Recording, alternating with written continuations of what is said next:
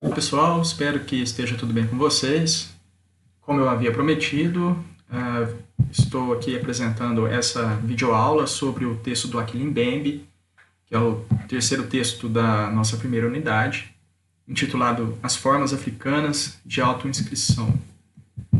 A ideia que eu vou desenvolver aqui nessa videoaula é fazer uma leitura do texto com vocês, destacando alguns aspectos mais significativos, porque alguns comentários de vocês chamaram atenção para a dificuldade de leitura desse texto. Realmente é um texto bastante complexo, que dialoga com várias tradições, com várias perspectivas filosóficas, historiográficas. Então, depois de fazer essa leitura, que também é uma leitura muito particular minha, né? Depois de fazer essa leitura, eu vou trazer aqui as questões e os comentários que vocês me enviaram por e-mail. É óbvio que, como eu disse para vocês, essa discussão ela não acaba aqui. Ao longo da semana, vocês poderão também me mandar outras questões, outros comentários, tanto na própria página do vídeo quanto por e-mail.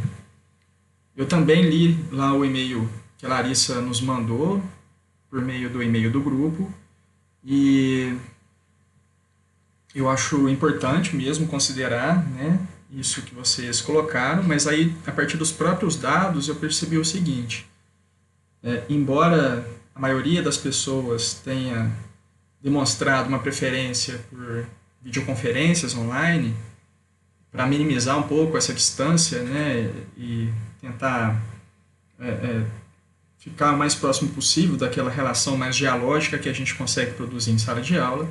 Por outro lado, eu percebi que essa decisão da maioria ela também poderia se configurar numa forma de exclusão, porque alguns de vocês não têm como, por exemplo, acessar ao mesmo tempo, né, acessar uma videoconferência ao vivo, online, pelo fato de não ter internet disponível, talvez, no momento das aulas. A gente sabe que algumas pessoas têm que se deslocar para um local onde tenha internet disponível. Então, eu acho que a gente pode tentar conciliar as duas coisas, né? Porque disponibilizando esse tipo de material, a pessoa pode acessá-lo quando tiver disponibilidade, né, de internet, mas aí eu sugiro que tente fazer isso antes das provas, né? Porque a ideia também, aliás, antes das avaliações, porque a ideia é que essa videoaula ela auxilie vocês a entender melhor o texto, a se posicionar e depois poder, para a semana que vem, apresentar um relatório de aprendizagem, considerando os 3 textos que a gente discutiu até agora. Então, por enquanto vamos mantendo assim, né? E depois, se a gente achar que não está dando certo, a gente explora outras possibilidades, desde que elas possam abranger a todo mundo, né? Bom, então esse texto ele é muito interessante, né? É um texto muito rico, produzido por um africano, pelo camaronês Achille Mbembe, e que me pareceu também um texto muito pertinente para a gente tratar de questões relacionadas à história da historiografia. Ele não é um texto que vai tratar da historiografia a partir de uma perspectiva de história da historiografia, como a gente estava desenvolvendo nos últimos 2 textos.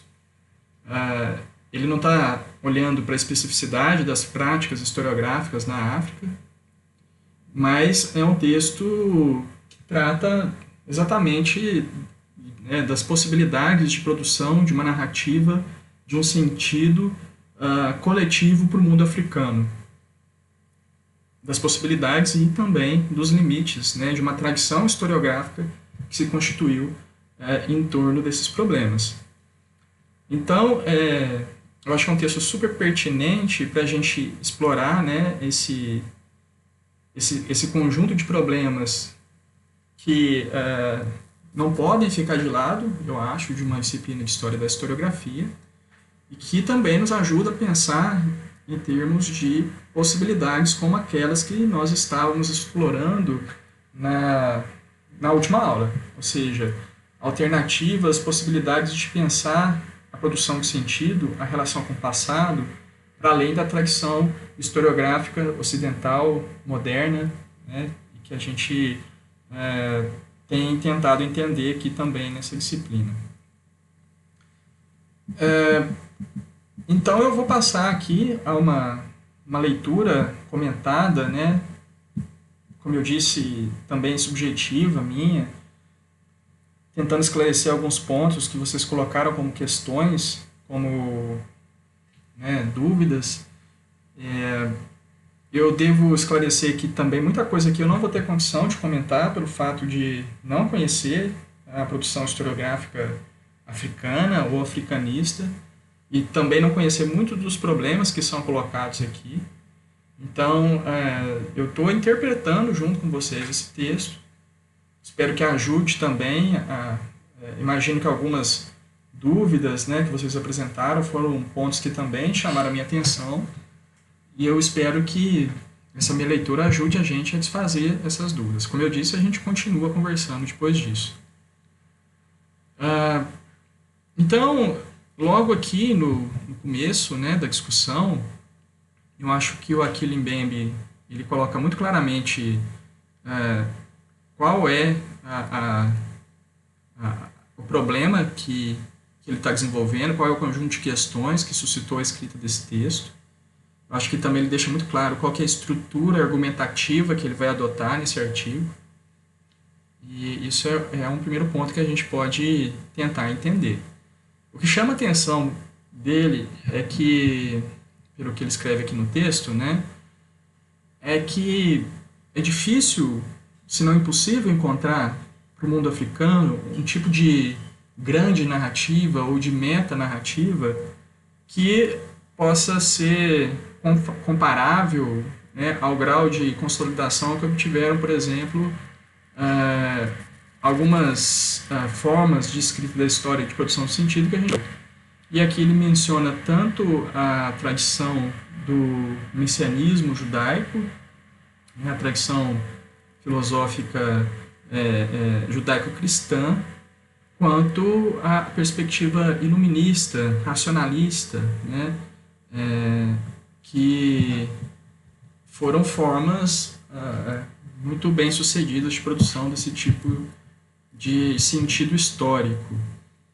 E então, o que o Achille Mbembe vai tentar fazer aqui é refletir, produzir um ensaio sobre que tipo de aspecto ontológico e epistemológico tem condicionado as formas de autoinscrição africanas, né, que dá título ao artigo que a gente está discutindo.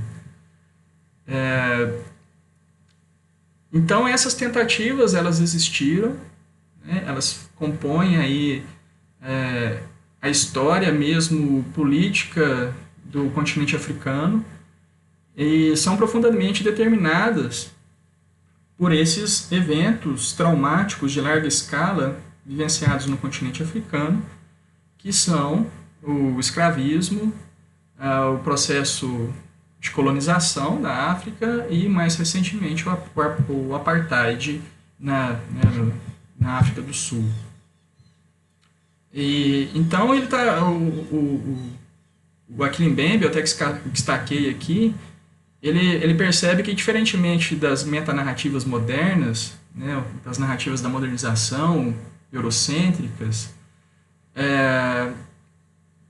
o tipo de pensamento histórico que se desenvolveu na África, ele não conseguiu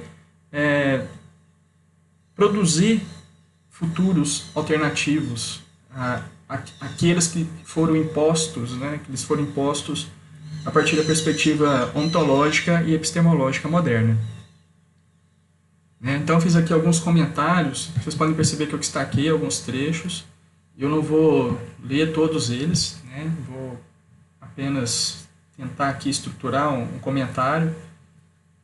Eu destaquei em vermelho os trechos que eu acho mais importantes, né, que precisam ser melhor retidos. e fiz alguns comentários aqui do lado também. Não sei se eu vou ler todos, mas a ideia também é me localizar aqui no texto, que é bastante amplo, né? E traz muitas questões. Então, a primeira coisa que eu destaquei, né, aqui em cima, é que as formas de construção histórica de sentido para uma suposta identidade africana não conseguem escapar à concepção cosmológica eurocêntrica moderna. Isso aqui está sendo afirmado aqui por Achille Mbembe quando ele diz que, seguindo o exemplo dessas duas metanarrativas, as formas africanas de escrever o próprio self são inseparavelmente conectadas à problemática da autoconstrução e da moderna filosofia do sujeito.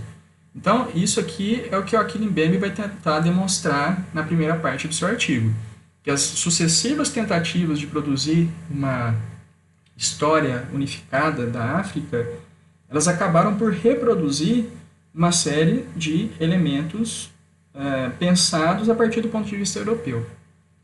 Isso aqui, então, a gente tem uma discussão extremamente relevante para o campo da história e da historiografia.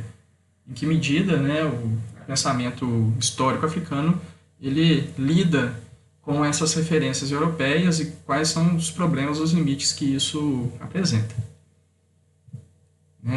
Então, ele vai além também, né, e diz o seguinte, que se por um lado você tem essa dificuldade de escapar dos paradigmas europeus, dos paradigmas modernos de produção historiográfica, existe um outro aspecto, né, que pode ser acrescentado a isso, que é o fato de que essas tentativas, como eu escrevi aqui, são informadas por uma experiência secular de sofrimento e perda, marcada por um conjunto de tragédias singulares que dificilmente pode compor uma metanarrativa comum.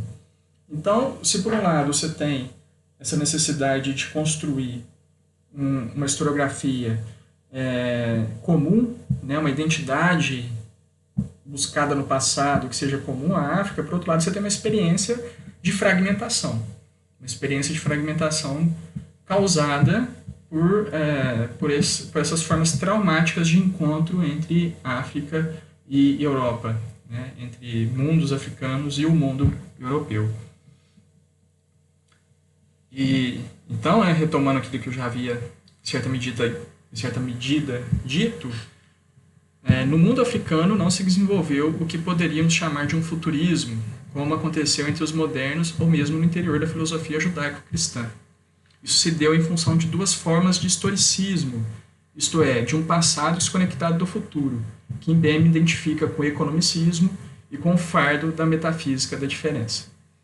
Então, o que ele está chamando de historicismo aqui não é exatamente aquilo que seria mais propriamente chamado de escola histórica alemã ou de historismo. Aqui ele está falando de um historicismo como um passado que não se articula com o futuro.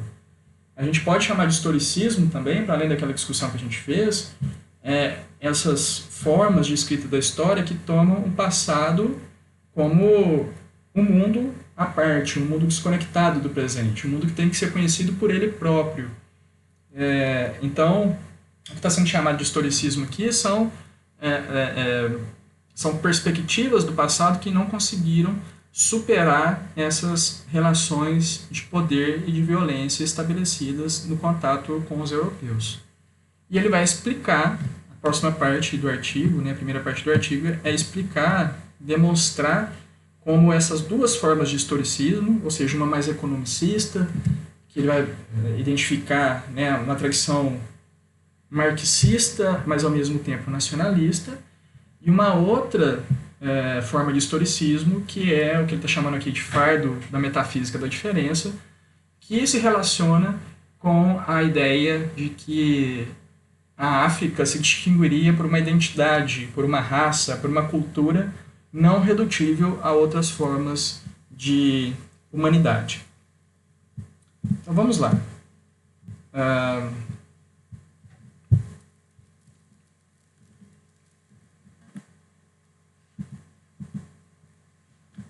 Na próxima página, né, é possível a gente entender esse economicismo ao qual ele se refere.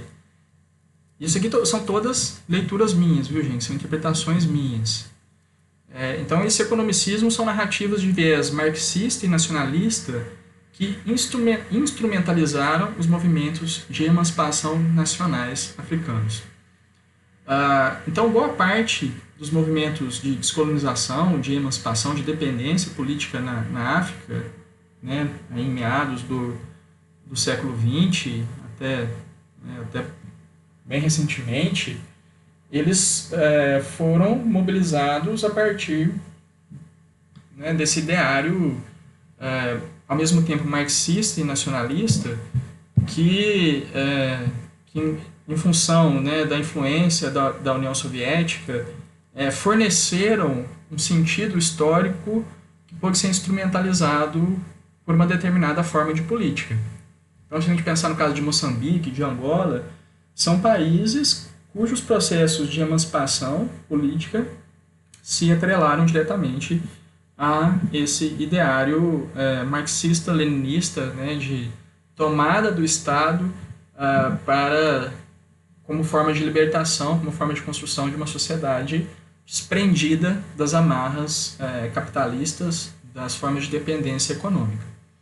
Eu não vou adentrar nessa discussão, isso é algo que vocês vão ter oportunidade de discutir mais profundamente nas disciplinas de História da África, né? Mas é importante, desde já, perceber que os movimentos de independência na África, eles buscaram um sentido histórico nessa tradição marxista e economicista que ele vai demonstrar ter também produzido uma série de problemas em termos de construção narrativa ou de ter trazido uma perspectiva historiográfica que não ajudou a romper com essas formas europeias de escrita da história. Por outro lado, né, aquela ideia daquele fardo da tradição, que é a segunda perspectiva historicista, ele está relacionado com o pan-africanismo, que supõe a existência de uma identidade continental baseada na negritude. Né? Então,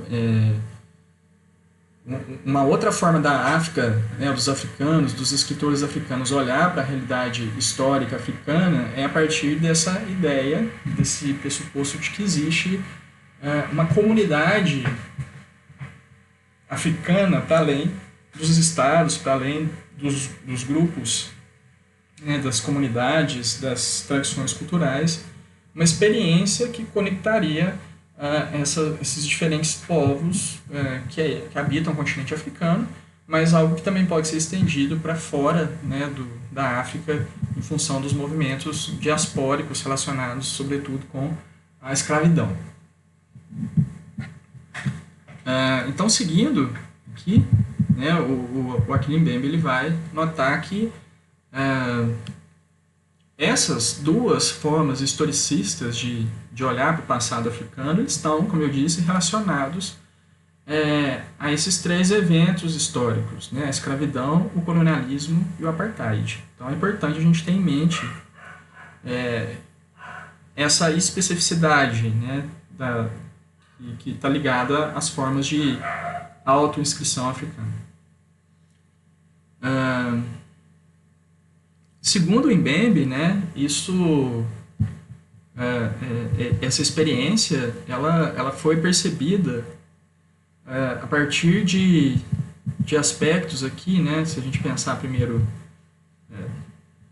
nessas duas correntes historicistas, elas estão assentadas nessa percepção de que a subjetividade dos africanos, em primeiro lugar, ela foi objetificada, ou seja, a própria subjetividade, a própria agência política, ela foi alienada, né, desses povos. Ou seja, a esses eventos, seguindo aqui o texto do Mbembe, um específico conjunto de significados canônicos foi atribuído. Primeiro, a ideia de que através dos processos de escravidão, colonização e apartheid, o eu africano, a identidade africana, se torna alienado de si mesmo. Né? Ou seja, o processo de escravização, de colonização, de apartheid, ele teria retirado, né, e de fato fez, isso é um aspecto, né, com o qual essa historiografia tem que lidar, ela retirou ou fragmentou, né, ou alienou essas pessoas da sua própria subjetividade. No sentido de de que essas relações de violência, elas olhavam para esse outro africano como um, não um sujeito, mas um objeto, né? Uma coisa passível de exploração. Além dessa forma de alienação do sujeito, né, o que marca essa historiografia historicista é a ideia dessa alienação dos meios de produção, né, a alienação que a gente pode entender como uma expropriação material. Né, uma alienação dos meios de produção e a produção de uma falsa consciência sobre a África pelas narrativas modernas, legitimando, assim, essa exploração material.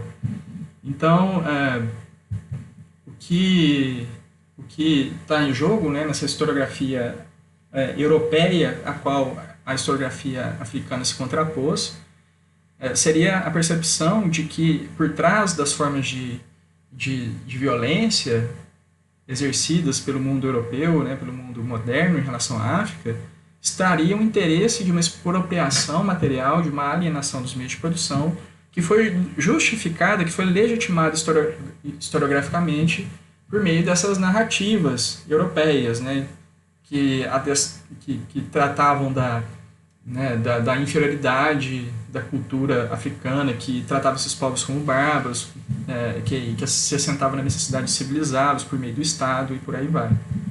E por fim, né, essa historiografia eurocêntrica, ela teria acarretado na desumanização dos sujeitos africanos. Ou seja, né, esse é um problema que também vai permear as ações políticas e intelectuais desses grupos africanos, no sentido de resgatar essa humanidade que teria sido perdida nesse processo violento estabelecido com o mundo europeu, com o mundo moderno. Eu escrevi aqui que a singularidade histórica do povo africano, marcado pela escravidão, pela colonização e pela apartheid, impulsionariam os africanos a escreverem a sua própria história como forma de autoidentificação, de construção de soberania e de autonomia. Né? Então, diante desse impulso, o Achille Mbembe ele vai notar e perceber que, infelizmente, essa historiografia produzida na África ela também encontrou uma série de limitações porque ela não conseguiu, ou não tinha conseguido até então, se libertar, né, dessas formas de escrita histórica europeias.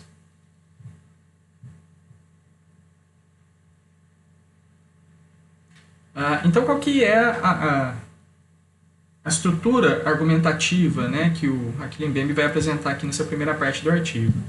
Então, primeiro ele vai apontar os pontos fracos dessas formas colonizadas de produção de metas narrativas africanas, ou seja, né, de histórias que tentam dar conta da experiência africana de modo comum, né, de uma forma única, com apontamentos de alternativas, né? E depois ele vai tentar demonstrar a atual construção de um estilo próprio de produção de narrativa sobre a identidade africana, a partir de práticas diversas, porém interconectadas. Né? Então, primeiro ele vai demonstrar em que medida essa historiografia africana, historicista, baseada no marxismo e no culturalismo, eles, na verdade, escondem formas epistemológicas de dominação, ou seja, não se desprendem das formas europeias de narrar a experiência do tempo e, ao mesmo tempo, de destruir uma possibilidade de compreensão dessas cosmologias africanas, né?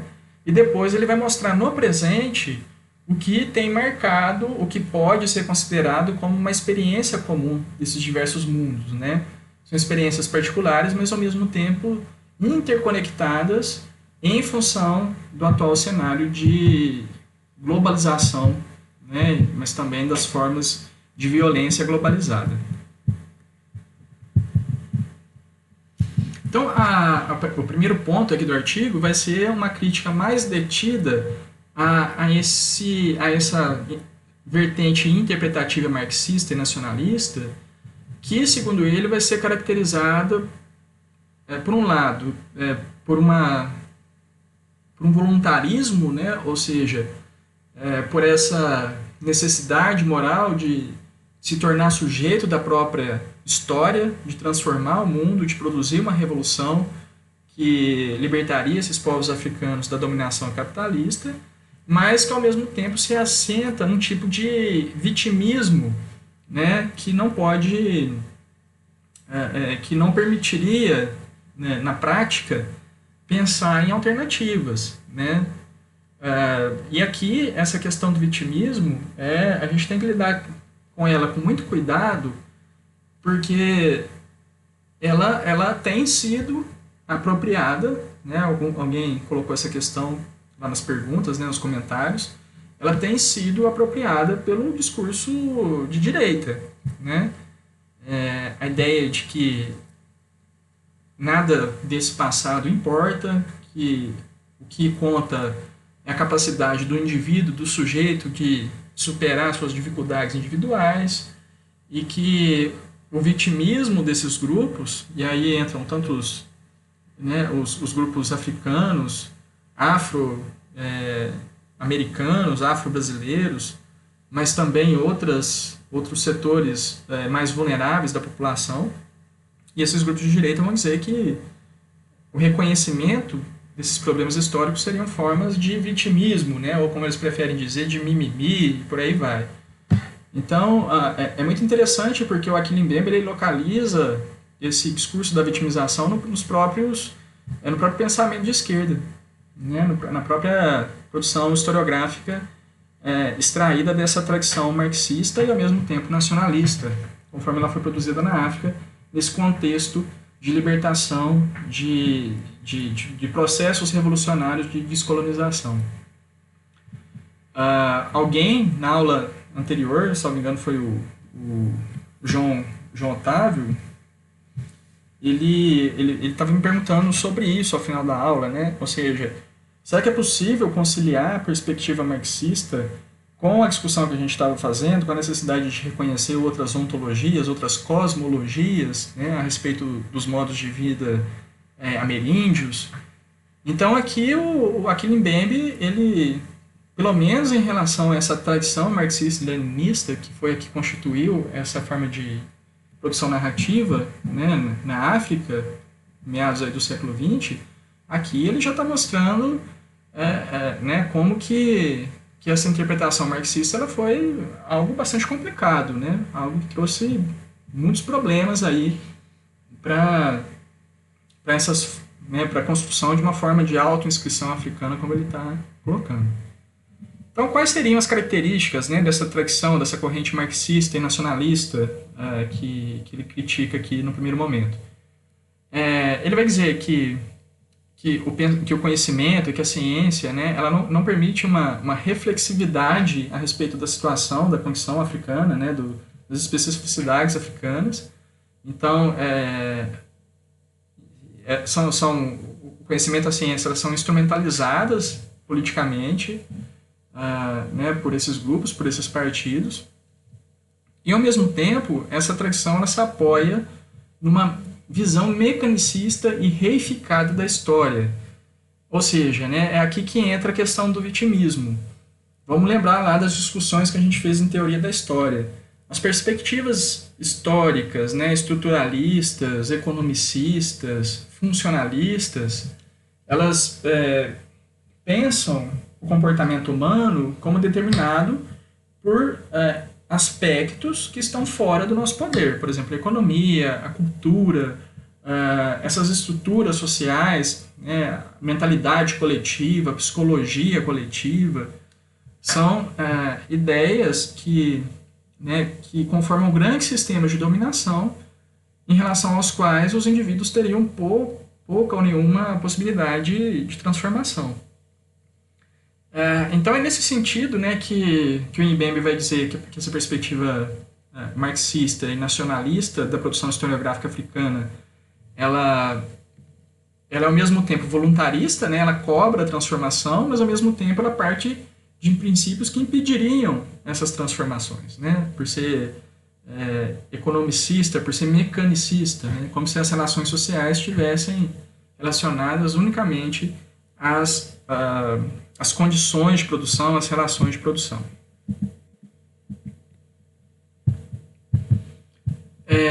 Do ponto de vista da experiência histórica dos povos africanos, essa historiografia ela também restringe a possibilidade de um mundo compartilhado à experiência de classe, né? E aí, ao fazer isso, ela reduz todas as outras formas de autocompreensão, todas as outras formas de constituição de projetos de futuro compartilhados a essa necessidade de, de, de produzir uma consciência de classe.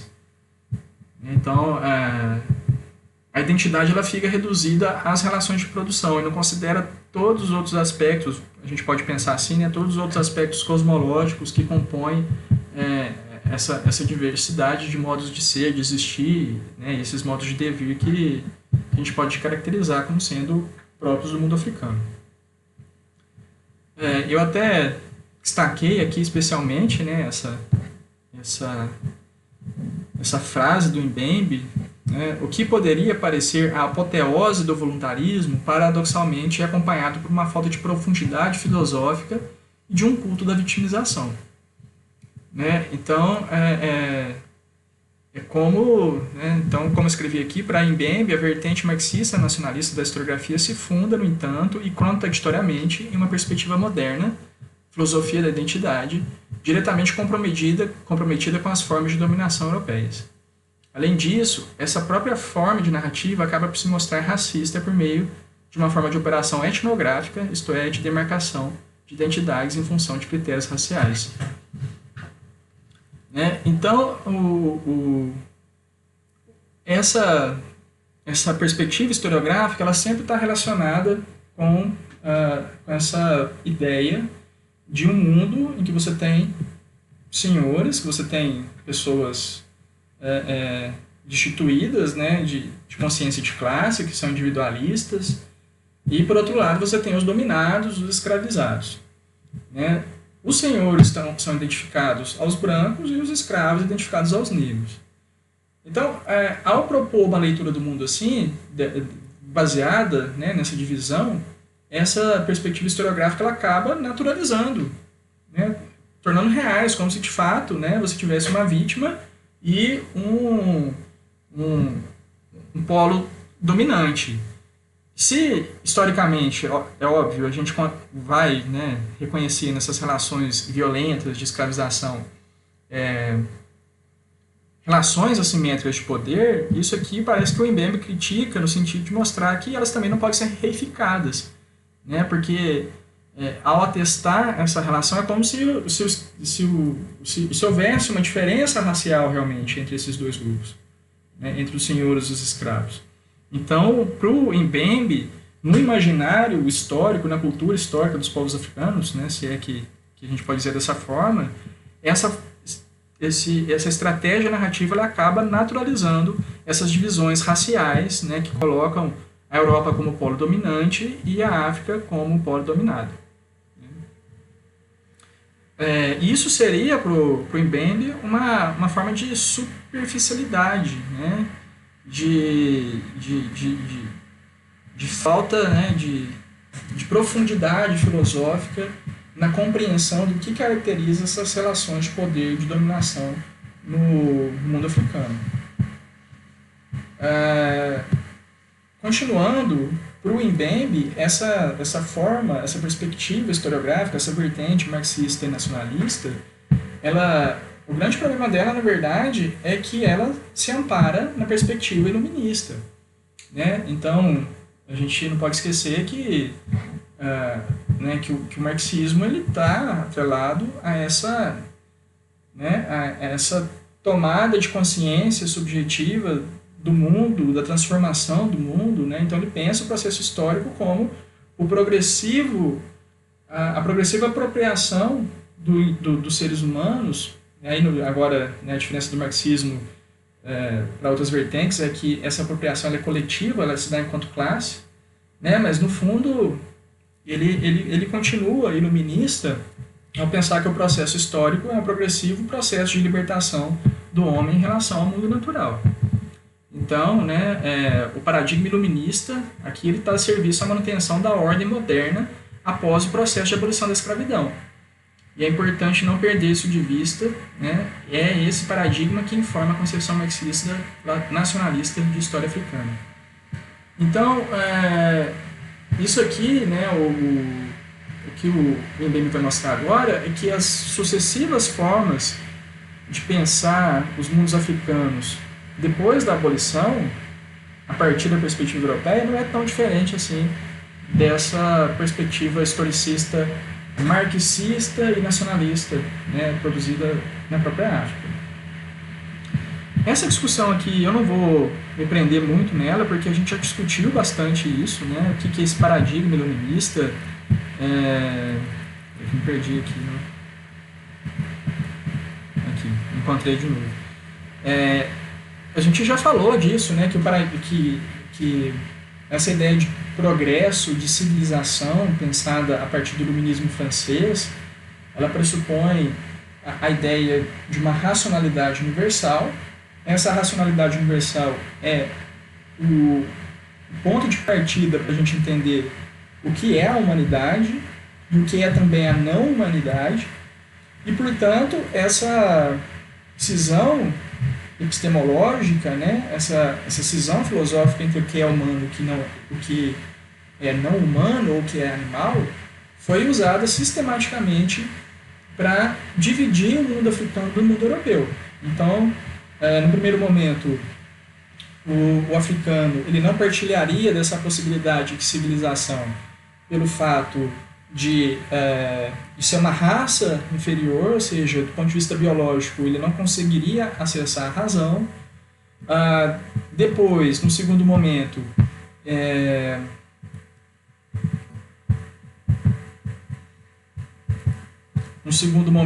esse racismo científico ele dá lugar a uma forma de construção do africano como o outro, né, condição a histórica ou atrasada de suas culturas, a partir de uma perspectiva evolucionista cultural. Então, o racismo ele é abandonado em função de uma ideia de que todos os humanos, independentemente dessas raças, né, a raça é colocada entre parênteses ou fora da discussão, mas continua-se, né, a pensar os diferentes povos como divididos em função, né, ou do desenvolvimento civilizacional de um lado, ou de uma relação de atraso do outro. Então, como se as outras culturas não europeias fossem atrasadas em relação à perspectiva pensada a partir da Europa. Né? E, por fim, depois dessa ideia cultural, que justificaria também formas de dominação, essa visão evolucionista, ela passa, né, essas defasagens culturais, elas passaram a ser vistas como passíveis de assimilação por uma obra civilizatória, o que justificaria uma forma de tutela e, por conseguinte, de governo. Então, se no primeiro momento essas diferenças culturais elas seriam irredutíveis, porque você teria os povos que seriam passíveis de desenvolvimento, como, por exemplo, os europeus, e, de outro lado, povos ahistóricos, primitivos, selvagens, que seriam os africanos, que poderiam ser, portanto, comparados a animais ainda. Nesse terceiro momento, você tem um aparato histórico e discursivo que vai justificar o processo de colonização pelo fato de que ele vai considerar os africanos agora civilizáveis. Né? Eles estariam no estágio inferior, mas a partir da instituição de governos europeus nesses espaços, esses povos poderiam atingir, como diria Kant, a maioridade. Né? Eles poderiam atingir o esclarecimento a partir dessa ajudinha, né, dos europeus. Então, são três formas de um mesmo paradigma que acabaram funcionando aí como uma forma de manutenção desse sistema de dominação.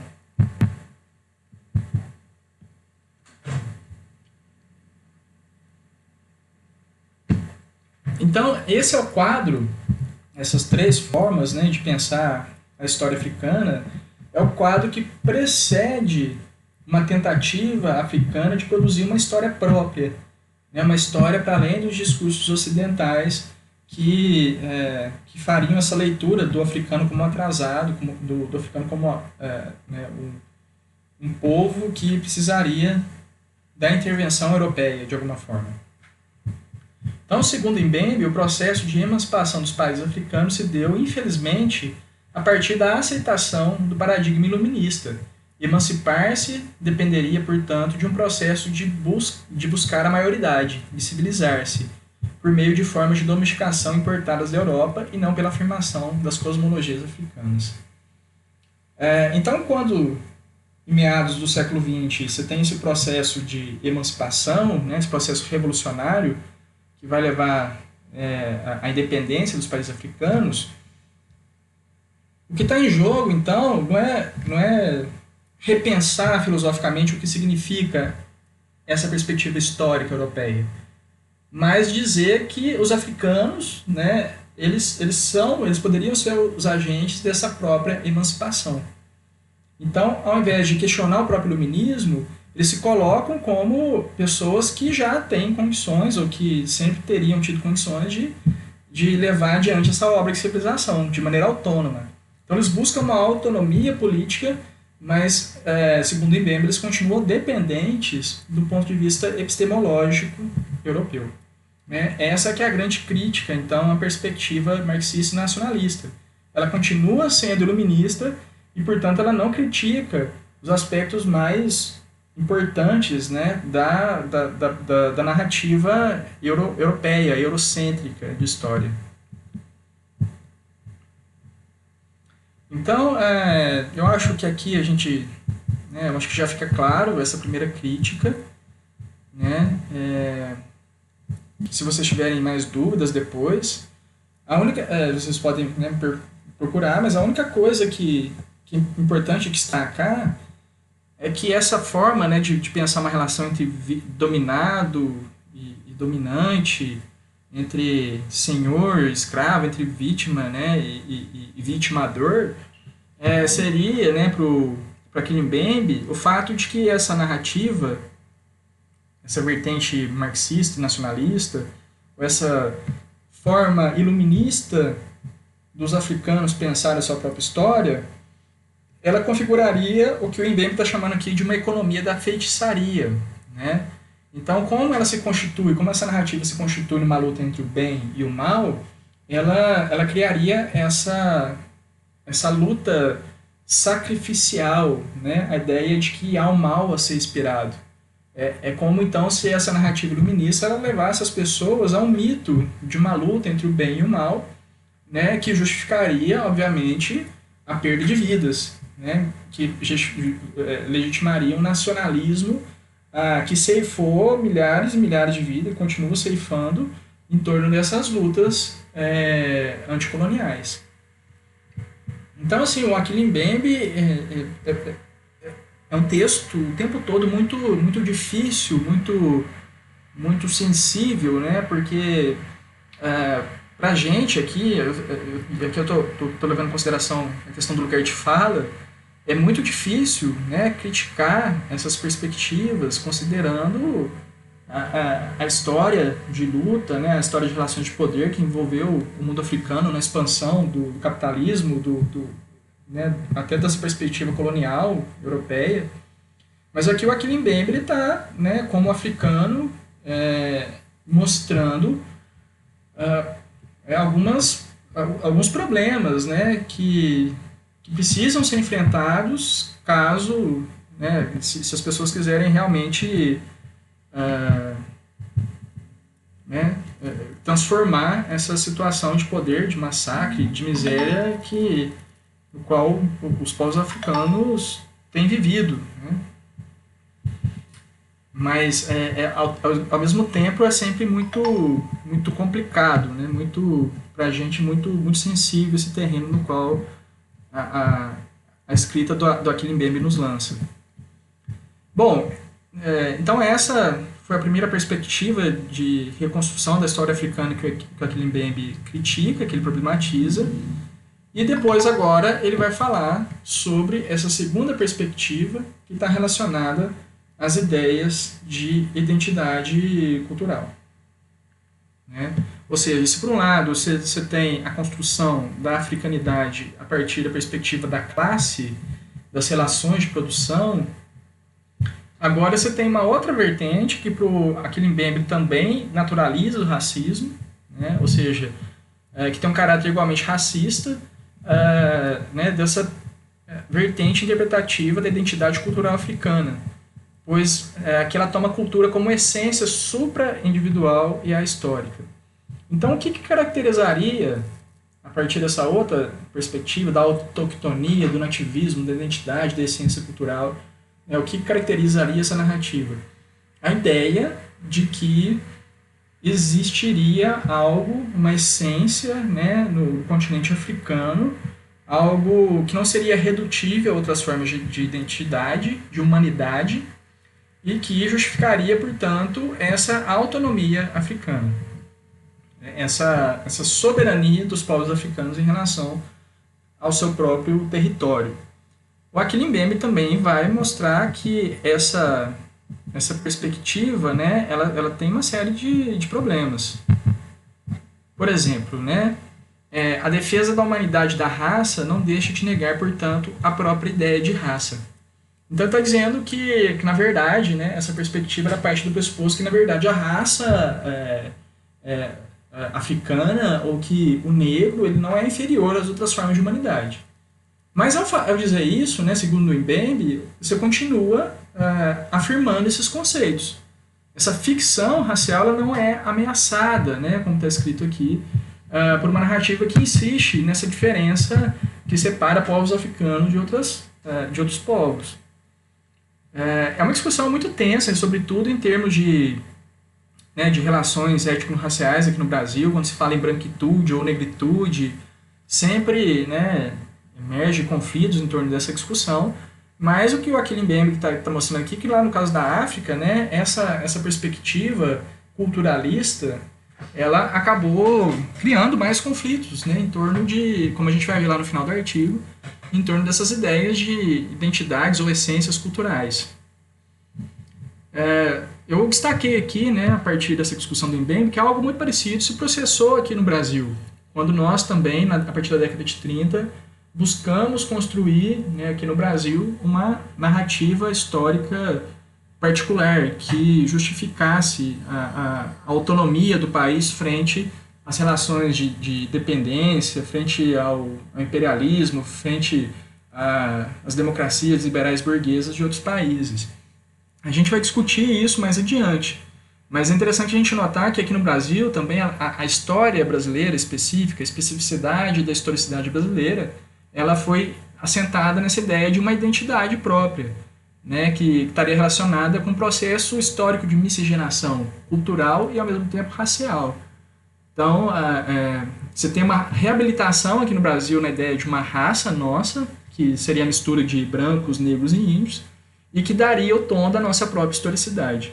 Então, é algo parecido com isso, ao que parece, que se constituiu como uma outra vertente historiográfica africana.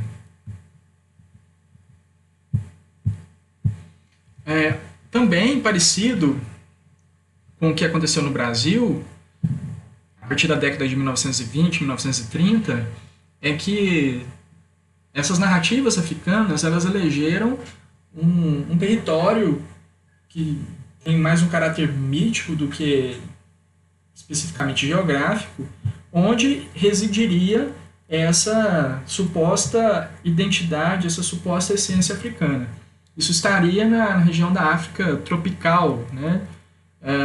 Algo muito parecido com uma série de discursos que emergiram aqui no Brasil, dizendo que a nossa identidade ela não estaria nas grandes cidades do litoral, porque essas grandes cidades elas se espelhariam no modo de vida europeu, modo de vida da metrópole, e não a nossa identidade nacional que poderia ser encontrada no interior, ou como era usado, né, na linguagem historiográfica do período, nos sertões, um termo que ficou aí muito conhecido, né, que foi muito difundido a partir da obra de Euclides da Cunha.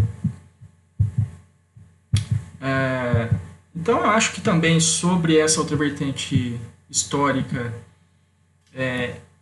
a gente, né, isso já é suficiente para que nós possamos compreendê-la melhor. Só que é interessante a gente notar que ela gerou essa concepção de, né, uma África, uma identidade africana mais abrangente, que a gente pode chamar também de um panafricanismo, que está relacionado aqui, nesse caso, com o pertencimento ao território africano. E uma questão aqui que se coloca, né, que o Mbembe coloca, é o seguinte: se essa identidade cultural está situada no território africano, então como fica a situação dos povos africanos que ocuparam outros territórios nesse processo de diáspora, né, a partir do processo de escravidão? Ou seja, essas pessoas que foram retiradas da África e construíram vidas, né, e resistiram em outros lugares. Então, né, dentro, como eu coloquei aqui, dentro dessa mitologia da autoctonia africana, seria impossível pensar a africanidade como devir, né? Ou seja, aquilo que a gente discutiu na última aula, a riqueza das formas extramodernas de historicidade, de temporalidade, como abertura para o outro, como abertura para a diferença, para a transformação, acaba sendo fechada por essa ideia de identidade cultural, ou seja, a identidade cultural africana já está dada e está dada pelo território. No entanto, eu acho que o Mbembe, como deleuziano que basta a gente ver lá a epígrafe do artigo, né, a primeira frase lá, uma citação do Deleuze, ele tá mostrando que essas formas de narrativa, elas talvez, né, elas implicariam aí na perda ou na destruição dessa possibilidade de explorar o que esses modos de vida extramodernos africanos teriam de melhor, de mais produtivo, que seria essa abertura para a transformação, por diferente. E as ideias de identidade, como a gente já discutiu, elas impossibilitam esse tipo de leitura. A próxima parte, né, do artigo aqui, ela está relacionada a algumas críticas que foram produzidas a essas duas vertentes hegemônicas, essas duas vertentes dominantes do pensamento histórico africano, após o que eu estou chamando de virada discursiva, ou seja, essa transformação na reflexão histórica, na reflexão filosófica, na reflexão antropológica, que foi produzida pelo impacto, né, da teoria literária, da teoria do discurso na década de 60, a partir da década de 60, sobretudo. Então, a primeira coisa que vai se chamar a atenção, né, para o fato de que era necessário desconstruir essas tradições que, na verdade, eram inventadas, né, ou seja, essa identidade cultural, na verdade, elas passam a ser percebidas como construções narrativas, como construções discursivas. Outras vertentes críticas destacaram a possibilidade de se pensar uma identidade africana não como algo dado, não como algo pré-existente, ahistórico, mas como algo em construção, como algo em negociação, né? E a perspectiva que me parece, né, que é adotada pelo próprio Mbembe é de pensar essa África não como algo já dado, né, já produzido, né, como uma essência, como uma identidade, mas justamente o contrário disso, né, a África como processo de diferenciação ou como devir múltiplo, como possibilidade de construção de futuros. Então a gente percebe aqui que aquele Mbembe está preocupado, obviamente, com um futuro diferente, com a construção de um futuro diferente daquele, diferente em relação ao presente que é vivido nesse momento. Então, né, o que ele vai dizer aqui é, para nos afastarmos do ressentimento e da lamentação sobre a perda de um nome próprio, deve-se abrir um espaço intelectual para repensarmos aquelas temporalidades que estão sempre simultaneamente e se ramificando em diversos futuros diferentes. E ao fazerem isso, abrem caminho para a possibilidade de múltiplas ancestralidades. Sociologicamente, deve ser dada atenção às práticas cotidianas através das quais os africanos reconhecem o mundo e mantêm com ele uma familiaridade sem precedentes, ao mesmo tempo em que eles inventam algo que pertence tanto a eles quanto ao mundo em geral. Então aqui eu acho que a gente consegue encontrar um ponto de similaridade, né, um ponto de diálogo com aquela discussão que a gente estava fazendo na última aula sobre em que medida o pensamento ameríndio ele pode abrir possibilidades de rompimento com essas formas de dominação epistêmica e ontológica eurocêntricas. E aqui parece que né, o que está em jogo são coisas muito semelhantes. Assim como os mundos ameríndios, né, o que distinguiria essas cosmologias africanas, que deixaram de ser conhecidas pela historiografia africana porque né, adotaram essa perspectiva iluminista, seria, né, esse ponto de contato entre a perspectiva africana e ameríndia seria justamente essa abertura aos processos de diferenciação. Essas possibilidades múltiplas, né, de composição com os passados, que ele está chamando de possibilidade de múltiplas ancestralidades. Então aqui eu acho que é possível a gente estabelecer uma conexão com o texto que a gente discutiu, que a gente trabalhou na última aula.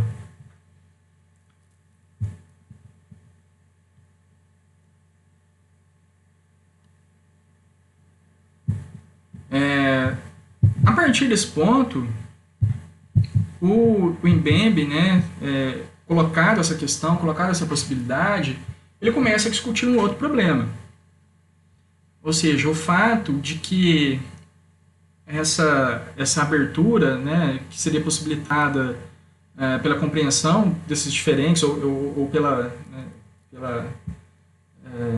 aceitação dessa multiplicidade de mundos africanos, ela tem que lidar com um problema, que é essa memória difícil, essa memória traumática experimentada por todo o continente africano, que está relacionada à escravidão, ao processo de colonização e ao apartheid.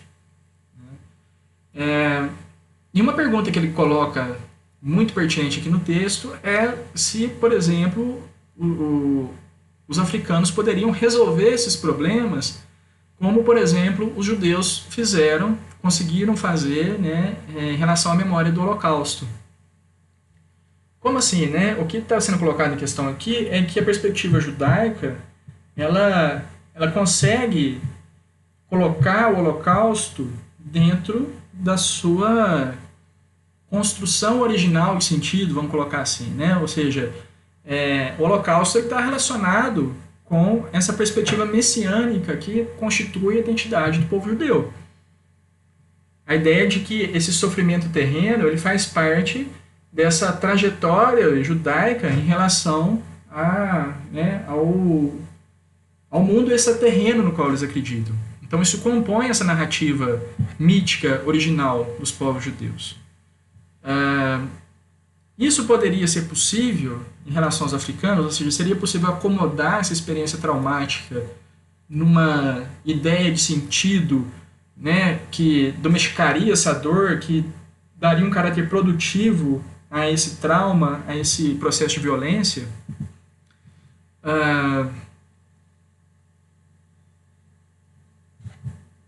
O Mbembe aqui, né, ele se coloca uma questão que é muito, muito complicada, né, que é muito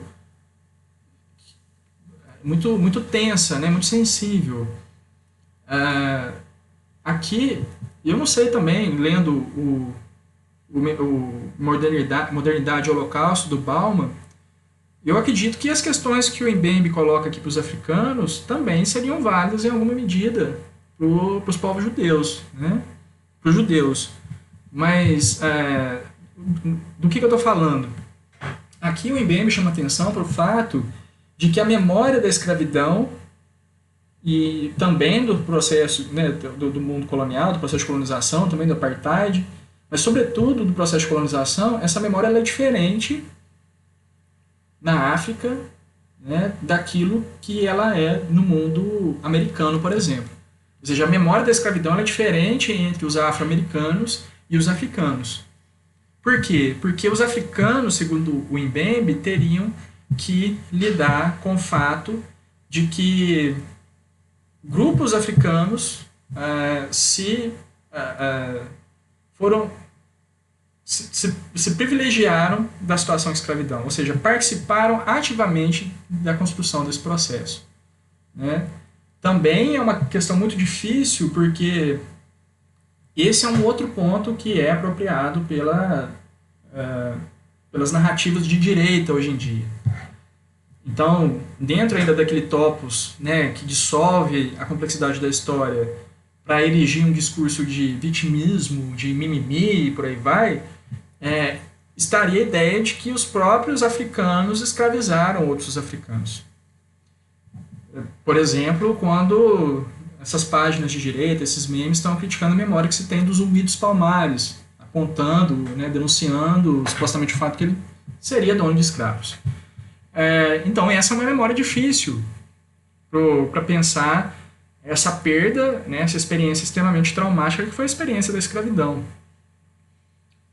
Como os africanos têm lidado com isso? Como os africanos que estão no poder nesse momento têm lidado com essa memória?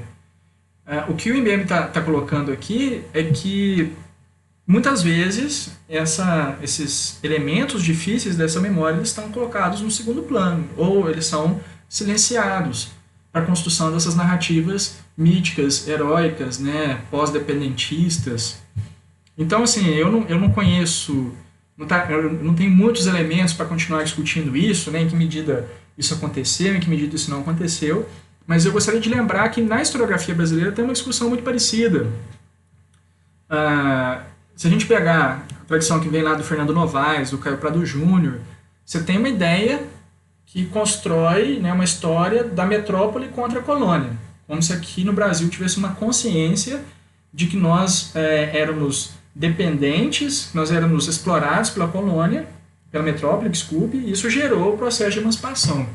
No entanto, análises mais recentes mostram, né, que se nós continuamos uma monarquia depois de 1822, isso se deve ao fato de que os maiores privilegiados pelo sistema colonial eram comerciantes brasileiros, comerciantes que viviam no Brasil e que já tinham, né, uma perspectiva diferenciada, ou seja, né, a monarquia continuou no Brasil para manter um sistema de exploração que constituiu o Portugal como um império, né, colonial, e o Brasil, na verdade, ao invés de se tornar uma metrópole, um país independente, ele quis se tornar uma outra metrópole colonial. Então, ou seja, os brasileiros, na verdade, muito mais do que se contrapor à metrópole, eles quiseram construir uma metrópole no Brasil. A ideia lá da Maria Odila, da interiorização da metrópole, por exemplo. Então, é muito complicado, né? Essas relações são muito complexas. E a própria memória da escravidão vista a partir da África, ela traz esses conflitos. Em que medida trazer à tona essas complexidades, essas disputas internas, sem romper, sem destruir essa ideia, né, de uma busca de uma autonomia, de uma soberania por parte dos africanos. Então é uma memória traumática, uma memória difícil da escravidão, que não permite, né, a produção de outras formas de futuro, pois esconde, pois reprime essa ferida, né, do apoio dos próprios africanos ao sistema escravista, que hora ou outra retorna como trauma, né, retorna como esse tipo de violência reprimida. E é algo, obviamente, muito bem explorada pelas visões neoliberais, pelas visões extremo-direitistas de história.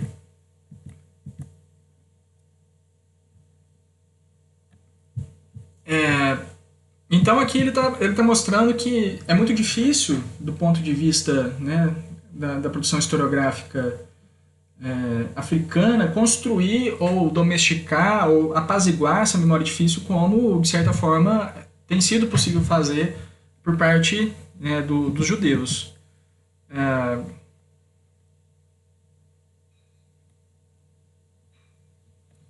Que ele está dizendo o seguinte, né? Contrariamente ao Holocausto, nem filosoficamente, nem politicamente, nem culturalmente, a experiência da escravidão dos negros no Novo Mundo e em outras partes do mundo foi interpretada de forma a trazer a possibilidade de fundar um telos universal, né? Ou seja, enquanto a experiência do Holocausto uniu o povo judeu, acho que é mais ou menos isso que ele está querendo dizer, com relação à África, essa memória ela desune, né? Ela traz mais fragmentação, mais problemas de memória.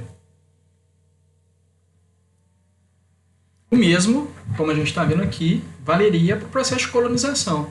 Ela não foi um processo, né, historicamente, foi constituído unicamente pelos europeus. Ela dependeu de uma rede de apoio de sujeitos africanos, né?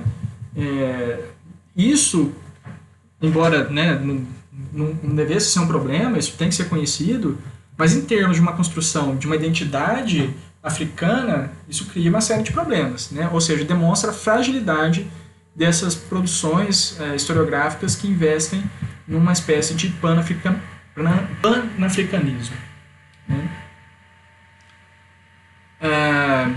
Bom, colocadas essas questões, a próxima parte aqui da discussão, né, ela está relacionada à experiência compartilhada, né, que seria possível nos dias de hoje. Ou seja, que mundo é esse no qual os africanos vivem? Que tipo de experiência comum é possível produzir ou representar? Né? O que ligaria esse mundo africano hoje em dia? Então, é assim que ele abre essa sessão. Né? Enfim, onde estamos hoje? Que formas de imaginar a própria identidade estão em desenvolvimento e que práticas sociais elas produzem? O que aconteceu com tropos da vitimização, da raça e da tradição? Então, a ideia é, né, em que pé está hoje as discussões em torno desses conceitos centrais. A exemplo do conceito, né, de raça. Mas a primeira que ele vai explorar aqui é essa exaustão da temática anti-imperialista, ou seja, as pessoas já não percebem mais os problemas vividos na África como um problema causado pura e simplesmente pela expoliação, pela exploração europeia, né? Então, é nesse sentido que ele fala de uma exaustão da temática imperialista, mas sem a superação, né, da vitimização. Ou seja, né, a África, né, os africanos ainda são vistos como vítimas de uma tragédia, de um processo em que eles não controlam, mas os agentes dessa tragédia não são mais identificados necessariamente com os europeus por conta da complexidade dos mundos africanos, né, dos povos, dessa existência, né, no continente africano, numa situação de globalização.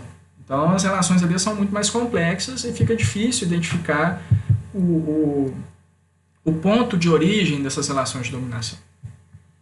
O conceito de raça também, ele não foi abandonado por essa escrita da história contemporânea, ou por essa forma de autocompreensão do africano no mundo.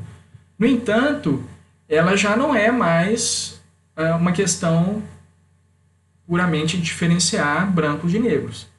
As tensões raciais, né, na África, por exemplo, a divisão entre Tutsis e Hutus, aqui ele vai dar uma série de exemplos, elas complexificaram essa percepção do que opõe grupos em função dessa ideia de raça, ou seja, não é mais só branco e preto, tem muito mais elementos, né, que são entendidos como raciais e que trazem conflitos, que trazem problemas políticos, né, que produzem um conjunto de guerras e separações ainda no continente africano. Então, tanto a questão do polo da dominação quanto das divisões raciais, elas se complexificaram muito no mundo globalizado em que a gente vive hoje.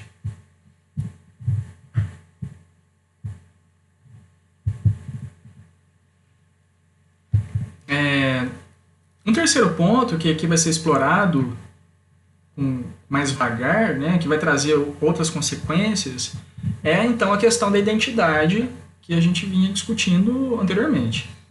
Então ele vai mostrar que hoje, né, os africanos eles relacionam diretamente a identidade com um pertencimento territorial, o que eu estou chamando aqui de autoctonia, que é uma discussão que a gente vai ver em outros historiadores também que trabalham com a identidade nacional, a exemplo do Marcel Detienne, né? Essa questão da identidade, então, ela está relacionada hoje a esse pertencimento territorial. E esse pertencimento territorial, ou seja, a posse de um território, a existência, né, uma identidade vinculada a um lugar, a uma localidade, ela também está atrelada à questão da soberania. Ora, esse problema da soberania ele é central na filosofia do Achille Mbembe.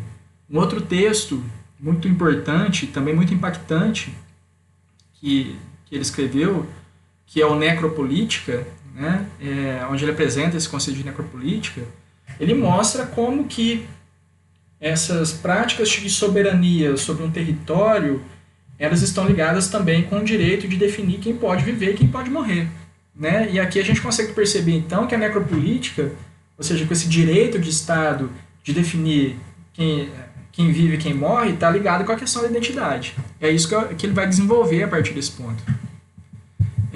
Então, a identidade, essa identidade que constitui uma soberania no território, hoje, cada vez mais, ela se atrela também com essa questão da disputa legal por quem tem autoridade ou não de definir essa soberania, mas, sobretudo, em função do mercado. Então, influencia nessa política de identidade, nessa política de soberania, interesses de mercado, sobretudo interesses de mineradores, de mineração, né? Isso é uma constante no continente africano, desde, né, da produção de diamantes, que até hoje gera conflitos, né, da exploração do ouro na região setentrional, né, ou seja, aliás, meridional, nas regiões mais ao sul da África. Mas hoje, essa exploração de minerais raros, ele também tem interferido nessa discussão sobre quem detém o poder, quem detém a soberania num determinado território. O mercado ele influencia isso porque isso significa a abertura ou não desses mercados, né, dessas fontes de produção. Então, essa relação entre identidade e soberania, que é impulsionada pelo mercado, ela colocou o mundo africano, o continente africano, num constante estado de guerra. Eu acho que esse ponto é fundamental para a gente poder entender o que hoje é a condição que precisa ser levada em conta para pensar na possibilidade de construir uma narrativa ou um projeto de futuro na África. Que tipo de experiência compartilhada tem que ser levado em conta? E o Achille Mbembe ele vai mostrar que a África ela vive, em função dessa relação entre identidade e território e mercado, num constante estado de guerra, né? Esse é um dos estados, ou uma das formas de existência contemporânea que vai marcar o continente africano. Ao lado do estado de guerra, né, a gente vai ver que a gente tem que considerar o que está chamando de estado de religião e o que eu poderia chamar também de um estado de consumo. Mas a ideia de estado de guerra, né, o problema de viver no estado de guerra, e aqui o texto do Mbembe ele começa a ficar mais pesado, né, porque ele vai relatar um pouco desse horror que constitui a vida das pessoas cotidianamente. Ele diz que esse estado de guerra ele cria o que ele está chamando de uma zona de indistinção, né? Indistinção do quê? Indistinção do que é a vida, né? Ou seja, a vida das pessoas ela perde esse valor, né? Ela deixa todo corpo ele pode ser massacrado, ele pode ser torturado, ele entra nessa gestão territorial baseado nessa soberania, né? Então você vive num constante estado de guerra que se torna algo permanente. A morte ela está presente em todo momento, né? A vida ela perde o valor. As pessoas o tempo todo elas entram nessa conta, né, nessa gestão como algo totalmente desumanizado, né, que pode ser um tipo de existência que perde esse sentido, que perde esse valor, em função daquilo que o Achille Mbembe está chamando de uma economia de guerra, né? Então, uma vez que há esse esvaziamento do valor da vida humana em meio a essa economia de guerra, né, isso na verdade está ligado a um caráter sacrificial dessas relações. Então o Mbembe vai dizer o seguinte: muitos conflitos parecem mais ser entre os que têm armas e os que não as têm. Nestes contextos, uma marcante desconexão entre as pessoas e as coisas se desenvolve, em que o valor das coisas se sobrepõe ao valor das pessoas. As formas resultantes de violência têm como a sua principal meta a destruição física das pessoas, massacre de civis, genocídios, vários tipos de mutilação e morte, e a exploração primária dos recursos minerais. a maioria desses eventos se baseia na ideia de história como processo sacrificial. E aí ele continua explicando, né? O sacrifício ele tem dois sentidos. O de colocar a própria vida, né, à disposição dessa economia de guerra e também a possibilidade de produzir assassinatos em massa. Então, o que a ideia de identidade e soberania ela gera é a necessidade de resguardar esse território ou de resguardar essa identidade de elementos que são vistos como uma ameaça para essa garantia. E aí, para garantir essa identidade, vale matar ou morrer. Né? O que está em jogo é isso. Ou você mata ou você é morto. Né? Ou você é torturado, ou você é esquartejado. Nesse sentido, o valor da vida ela se esvazia, porque se sacrificar ou matar ela é uma constante, passa a ser uma constante na vida dessas pessoas. Um passado que não é superado porque as marcas dessa violência elas são constantes, né? Você tem corpos mutilados, cicatrizes, né? Cadáveres espalhados o tempo todo que não deixa as pessoas se esquecerem de que essa economia de guerra ela gerou essa zona de extinção que ele está chamando, né? Então, esse é um aspecto que marca a vida africana no dia de hoje. Ele é um dispositivo subjetivador, no sentido que ele constitui as subjetividades. Então, a pessoa ela não é mais um pai de família, ela não é um trabalhador, ele é um soldado, ele é um agente, né, dessa proteção identitária. E também, obviamente, né, a gestão desse estado de guerra ele é uma forma, portanto, de necropolítica.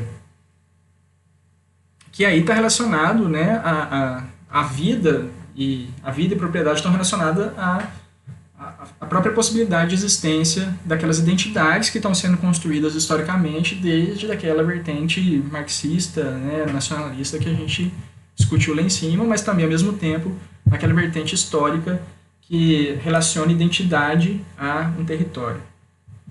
Bom, então, depois desse estado de guerra, que é uma constante na vida dos africanos, a gente tem o que o Akin Mbembe está chamando de estado de religião. Né? Essa é uma outra forma que tem constituído a experiência na África tomada como um todo. Ou seja, as pessoas elas estão divididas também nos espaços em que esse estado de guerra talvez não esteja tão presente, elas estão divididas entre as pessoas que têm carisma, né, que são os pastores, que são as pessoas que vão gerir um conjunto de subjetividades em função dessa necessidade de buscar algo além dessa vida pesada, né, já que a vida no qual as pessoas vivem é uma vida em constante estado de guerra, em constante estado de terror. Resta, portanto, buscar algo, acreditar em algo que está para além dessa vida terrena. Então, a religião ela passou a ser uma forma de gestão dessas intencionalidades. E aí, se tornar um pastor, se tornar um sacerdote, isso constitui também uma forma de poder, uma capacidade de arrebanhar, de controlar um conjunto muito expressivo de pessoas. E aí o crescimento, né, das religiões, sobretudo pentecostais, né, neopentecostais na África, dá conta desse estado. Vocês podem, por exemplo, encontrar vários documentários aí a respeito dessa expansão né, das igrejas, sobretudo as neopentecostais, no continente africano. E, por outro lado, né, isso tudo também é impulsionado por uma ontologia capitalista, consumista, que também situa o desejo nessa possibilidade de consumir ou não algo, de adquirir ou não algo.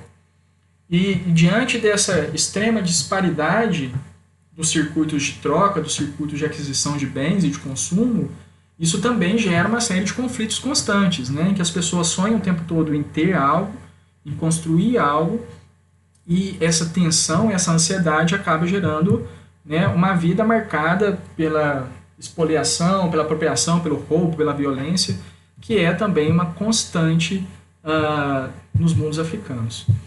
Então, o texto, né, do Akin Mbembe, como alguém já notou lá nos comentários, ele se fecha dessa forma bastante obscura, né, chamando atenção para os aspectos que têm que ser levados em consideração para pensar numa historicidade africana, né, algo que compõe uma experiência coletiva, mas a gente não pode perder de vista aquele ponto lá do meio do artigo que também está chamando atenção para a necessidade da gente observar a África ou a africanidade como essa abertura para o outro, né? Abertura para diferente, para os processos de diferenciação, para os futuros alternativos que devem ser buscados para superação desse estado de coisa, para superação desse estado de guerra, desse estado de religião, desse estado de consumo, que aquelas narrativas, que aquelas formas de produção historiográfica africanas acabaram produzindo e disponibilizando para os dias de hoje. Então, esse cenário africano está relacionado com essas formas de autoinscrição africana ou africanas, e o Akin Mbembe aqui ele está, portanto, identificando esses problemas no sentido de buscar outras possibilidades. Então, por fim, a gente vê que é muito complexo falar sobre história e historiografia africana. Né? Não dá para a gente simplesmente buscar aplicar esses conceitos, essas discussões metodológicas, teóricas, que nós temos, né, abordado, sobretudo em teoria da história, para outros contextos. Né? A mobilização do conhecimento histórico ele tem que ser pensado caso a caso, contexto a contexto, está relacionado com relações de poder, e isso é algo que a gente já vinha discutindo desde a primeira aula, desde a discussão que a gente fez da historiografia como máquina de guerra. E aqui a gente vê a historiografia como produtora de um estado literal de guerra. Isso é importante a gente conhecer. E entender essas produções de sentido, ela depende de cada caso. Então, o caso africano ele não se reduz ao tipo de produção historiográfica ocidental, embora o mundo africano de hoje está relacionado com essas formas de conhecer e de pensar a história que foram pensadas a partir da Europa. Bom, então é isso. É um resumo, são algumas ideias, né? Algumas leituras subjetivas minhas que eu tentei relacionar com outras discussões que a gente está fazendo ao longo da disciplina. E caso vocês tenham ficado com alguma dúvida, como eu disse, esse papo continua. Eu peço que vocês comentem aqui na própria página do vídeo, ou então me mandem outros e-mails. Isso vai ser considerado como participação, né? E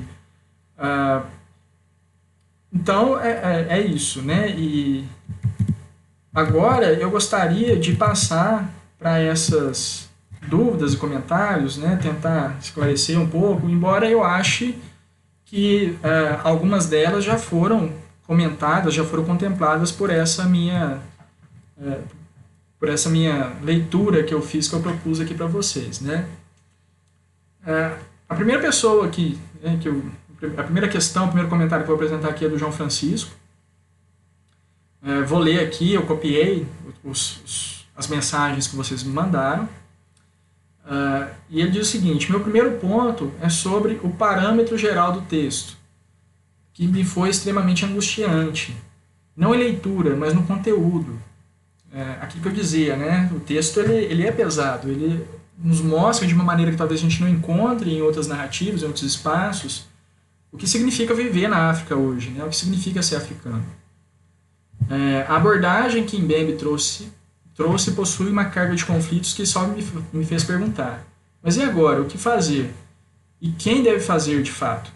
É uma questão da gente salvar os africanos, como se coloca? Não, eu acho que isso aí também é um ponto bastante controverso.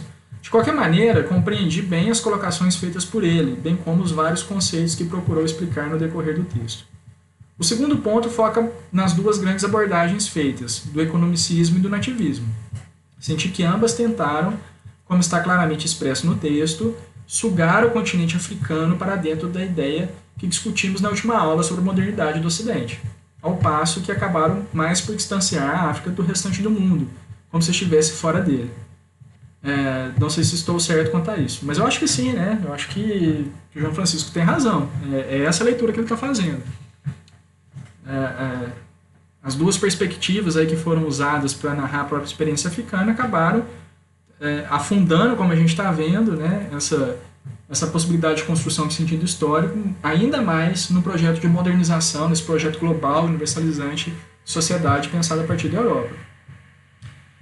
Aliás, soma-se a essa questão os caráteres de vitimização, especificidade / singularidade e de unidade, mais impostas que atribuídas aos povos africanos, que Mbembe critica, além dos esforços de construção dos estados no estilo ocidental, fora das normas em que se buscaram pensar a história trágica do continente.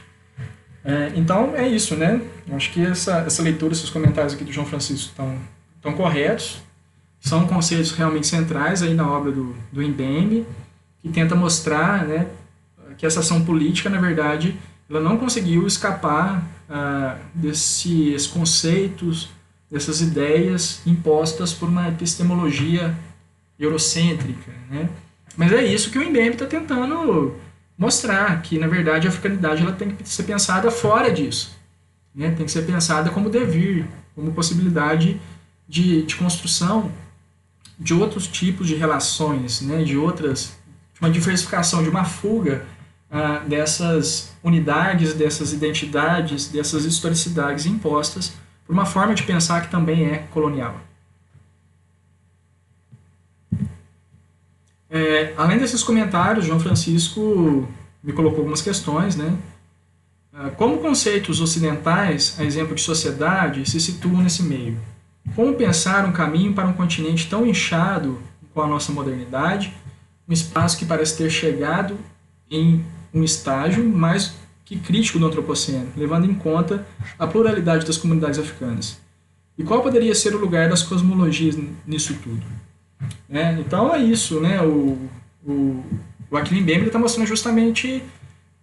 porque, para a gente entender bem onde o Achille Mbembe tem que chegar, eu acho que pode ser interessante ler um outro texto dele, que eu posso colocar como leitura complementar para vocês, que nós até discutimos numa outra disciplina, em que ele discute a diferença do conceito de fronteira da perspectiva africana e, por outro lado, para a perspectiva europeia. Ele vai dizer que essa perspectiva africana, ela enxerga, ela constrói identidade não por acúmulo de coisas. Ou seja, o ocidental ele é aquilo que ele possui, é o território que ele possui, as pessoas nas quais ele manda. Então ele é um patrão ou ele é um empregado, ele é um senhor de escravos ou ele é um escravo. E todas essas relações identitárias estão relacionadas a posse tanto de coisas quanto de um território. Do ponto de vista africano, o que demonstra a riqueza da pessoa, e isso vale também para as sociedades ameríndias, o que conforma essa identidade, essa riqueza, não é o que a pessoa possui, mas as relações que ela consegue estabelecer com outras formas de vida, com outras cosmologias. Então é essa abertura para o outro que caracteriza aquilo que enriquece a vida das pessoas. Isso demanda pensar o mundo como um conjunto de sujeitos, né, cujos poderes, cujas potencialidades podem ser apropriadas numa relação de troca. Então, isso é totalmente diferente da perspectiva ocidental, né, que se fecha às outras relações, que se fecha às outras pessoas, que vê tudo que é diferente como objeto de exploração. Então, o Achille Mbembe ele mostra que essa perspectiva filosófica construída nos mundos africanos, ela pode ser assim lida como algo semelhante àquilo que a gente discutiu em relação às cosmologias ameríndias, né? É isso que tem que ser explorado, segundo o Mbembe, para sair desse presente opressor.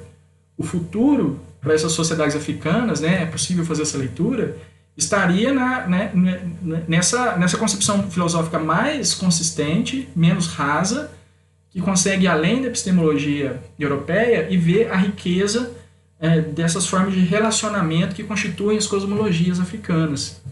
Essa abertura para o outro, essa abertura para a diversidade, para a possibilidade de futuros diferentes, de futuros que não se conformam sempre a uma mesma identidade.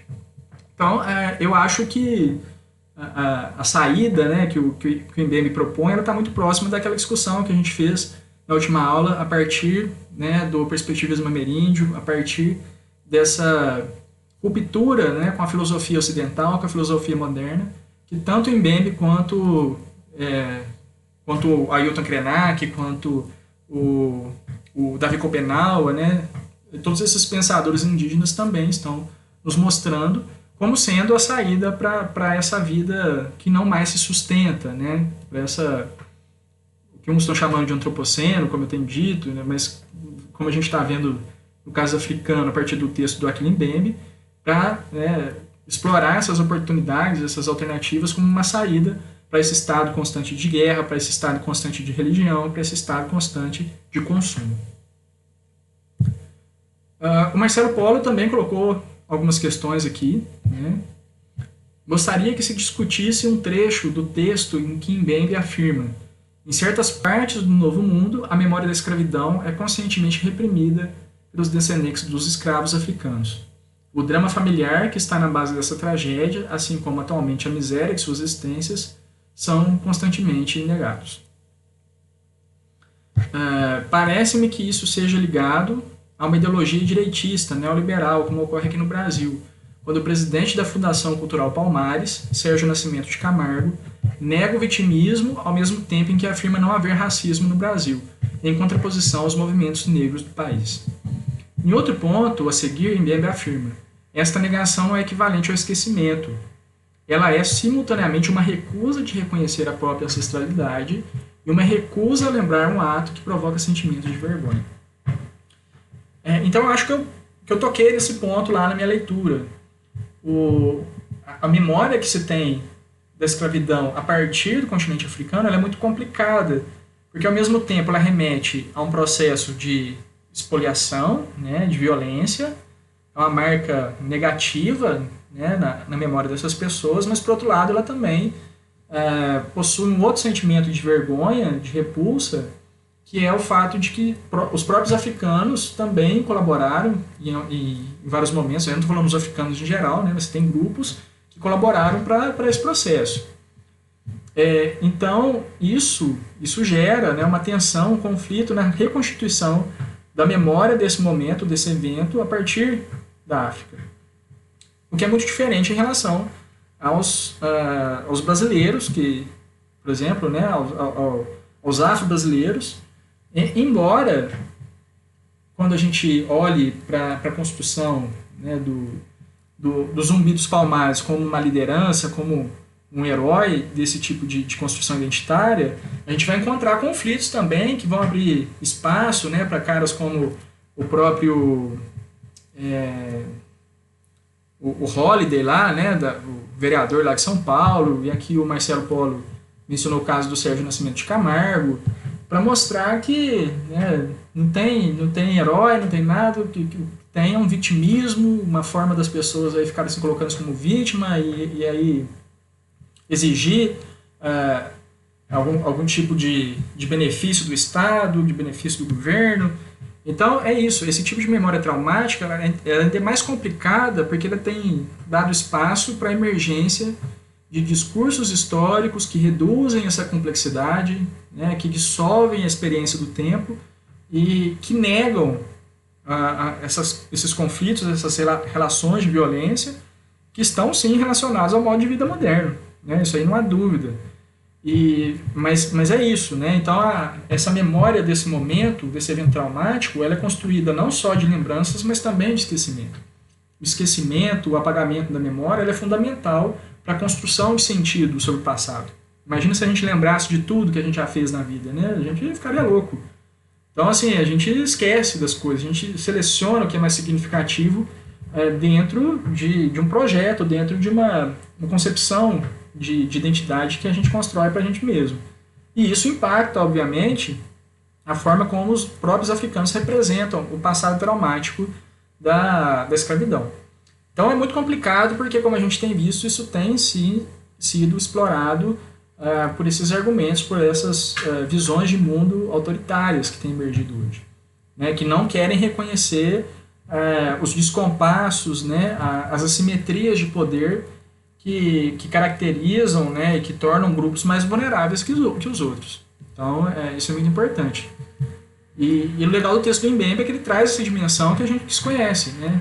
A gente conhece mais ou menos esses embates narrativos aqui no Brasil, mas quando a gente leva para o mundo africano, a gente percebe a complexidade que é produzir uma memória a respeito desse evento traumático que é o período da escravidão. A Bruna mandou também um comentário, né, comentário questão, que é o seguinte: lendo o texto do Mbembe, eu fiquei em dúvida sobre a economia da feitiçaria que estava no texto. Poderia explicar um pouco como seria essa economia, como ela impactava na sociedade africana, e também sobre o imaginário da cultura e da política? Qual a manipulação da autonomia que está na primeira página do texto? Fiquei me questionando sobre os negros terem voz. Mas se na escravidão os negros não tinham voz, a cultura de não se impor para garantir uma vida melhor seria como cultural. Então vamos lá, né? Eu acho que eu expliquei também a questão da feitiçaria. Você tem uma narrativa que se transforma numa forma de mito, quando ela também opõe o bem contra o mal, como sendo grandes instâncias que determinariam as ações humanas. A gente viu que não é tão simples assim. Isso acaba criando essa ideia de que há um mal desconhecido, invisível, que a gente precisa combater, e esse mal é percebido, portanto, como feitiçaria, como algo espiritual, como algo transcendente, né? É nesse sentido que ele fala de uma narrativa histórica que constrói essa relação de poder como uma espécie de economia da feitiçaria. Eu não sei se eu entendi muito bem essa questão, vou voltar aqui no texto, né, essa questão da autonomia.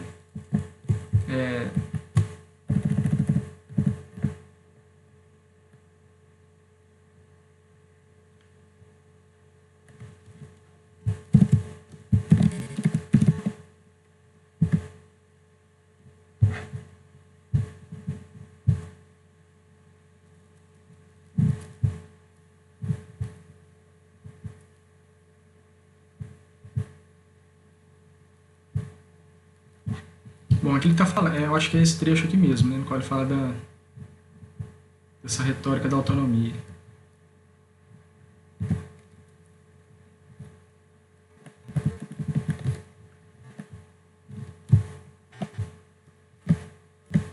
Aqui.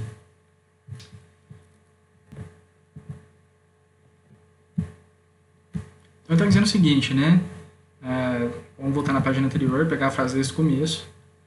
Então, vários fatores evitaram o desenvolvimento de concepções que poderiam ter explicado o significado do passado e do presente africanos através da referência ao futuro.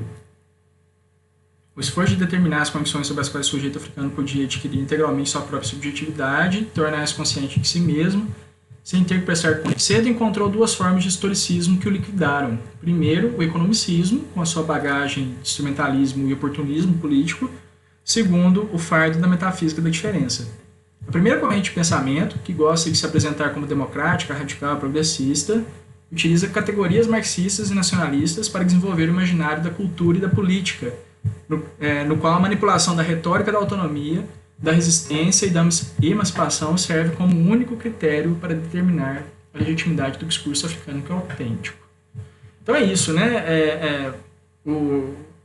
Esse pensamento, essa forma de narrar a história, está relacionada com essa perspectiva marxista e nacionalista, ela se coloca como progressista, ela se coloca como revolucionária, a partir de uma perspectiva moral superior. Então, a ideia de cultura e de política que ela produz está relacionado com essa agência, com essa tomada de consciência que produziria a autonomia, a resistência e a emancipação. Como a gente viu, o Achille Mbembe mostrou ao longo do artigo que, na verdade, esse discurso está ligado a uma tradição iluminista, uma tradição europeia que não rompe realmente, né, com aquilo que precisa ser transformado no presente.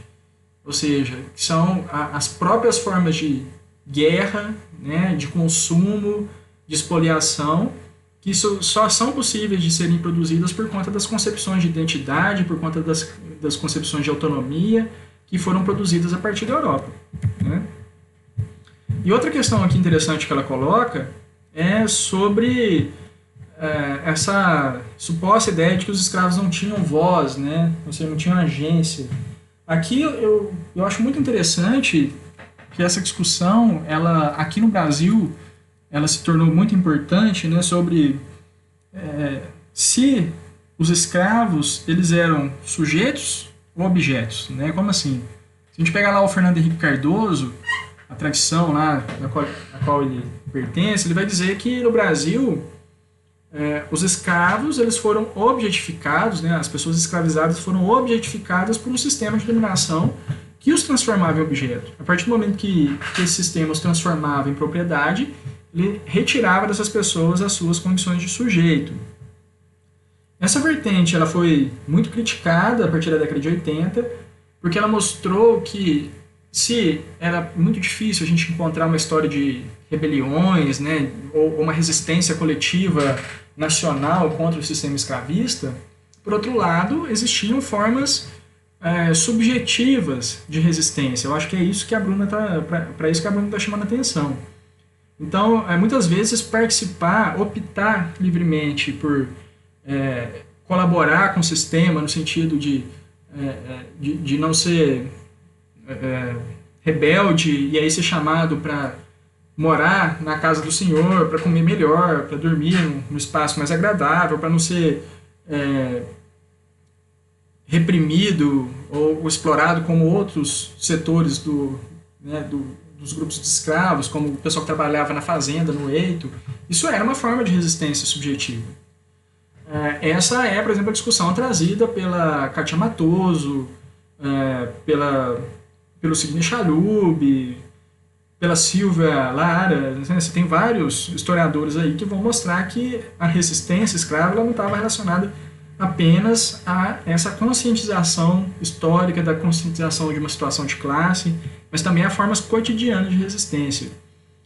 No entanto, hoje a gente ainda tem uma perspectiva que vai além de colocar a resistência das pessoas escravizadas como sendo possível só no nível do cotidiano, só no nível da subjetividade, mostrando que haviam, sim, formas de resistência coletiva, sobretudo a partir do século XIX. Então, se por um lado você tinha dificuldade de estabelecer, né, uma organização de resistência por conta da diversidade linguística, por conta da separação física dessas pessoas, por conta da repressão, por conta de um sistema jurídico, legal, religioso, que não dava margem para esse tipo de coisa, por outro lado, a gente vai ver, a partir do século XIX, a constituição de redes familiares, né, de revoltas sistemáticas, e no final do período escravista, muitos autores mostram que o fim da escravidão, a abolição da escravidão, só foi possível por conta de um movimento disseminado, né, de uma rebelião coletiva, movimentos de fuga, né, e isso mostra que, na verdade, o fim do escravismo aqui no Brasil foi, sim, produzido por uma rebelião de pessoas escravizadas. Então, isso tudo é significativo, né, mas o Achille Mbembe está mostrando que essa experiência da relação entre negros e brancos, ela é percebida de formas diferentes, né, pela memória desses africanos que viveram no Brasil e dos africanos que viveram na África. Isso é importante a gente reter também. A Edila também coloca uma questão aqui, né, que é a seguinte: as questões nas quais fiquei com dúvidas foram essas duas formas de historicismo, economicismo e o fardo da metafísica da diferença. Então, acho que eu expliquei bastante, né? O Achille Mbembe está mencionando aqui, de um lado, né, a perspectiva marxista e nacionalista, e de outro, essa ideia culturalista, que para ele, na verdade, são duas formas de reprodução do pensamento europeu, do pensamento histórico europeu, e que não resolveram os problemas nos quais, né, os africanos estão imersos hoje. E aí o que ele está propondo são alternativas a essas formas de auto-inscrição narrativa, de auto-historicização, que permitam, portanto, a construção de futuros também alternativos.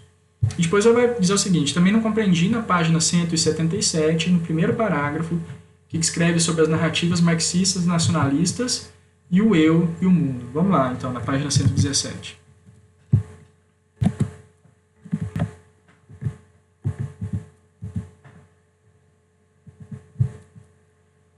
encontrar isso.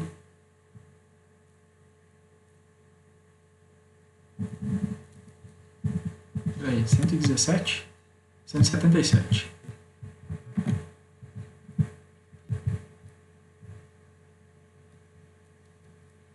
Setenta e cinco, 76, 77.